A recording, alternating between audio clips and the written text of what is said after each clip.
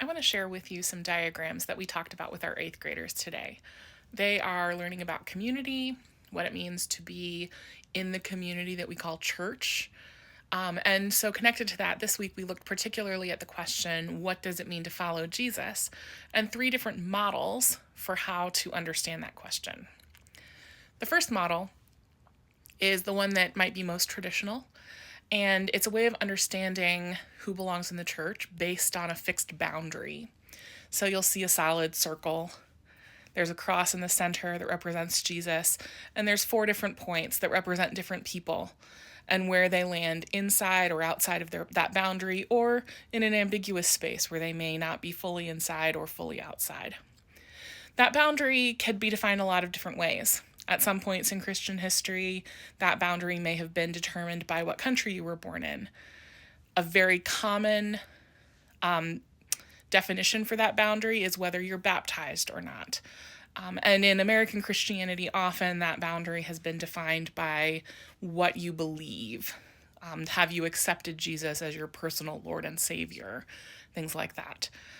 But regardless of exactly how you define that border, there is a clear border that communicates insiders and outsiders. In the second diagram, we have a different way of understanding what it means to follow Jesus. You'll see that each of the dots that represents a person now has an arrow attached to it, indicating that they are moving in some way. That might be beliefs that are changing, it might be actions and the way that their values are lived out. But the question here becomes, are people moving toward Jesus or away from Jesus?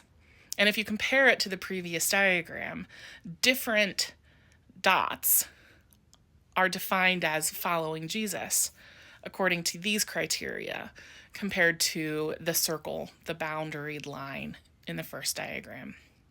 But this isn't the end. There's one more possibility, and this last diagram is actually my favorite because it introduces the idea that Jesus is moving, that Jesus isn't a fixed point, but that Jesus is moving along a trajectory of some kind. That could be a trajectory toward inclusion, or it could be a trajectory toward health, or a trajectory toward love. And so then the question, is someone following Jesus, becomes reframed again to who is moving in the same direction that Jesus is moving.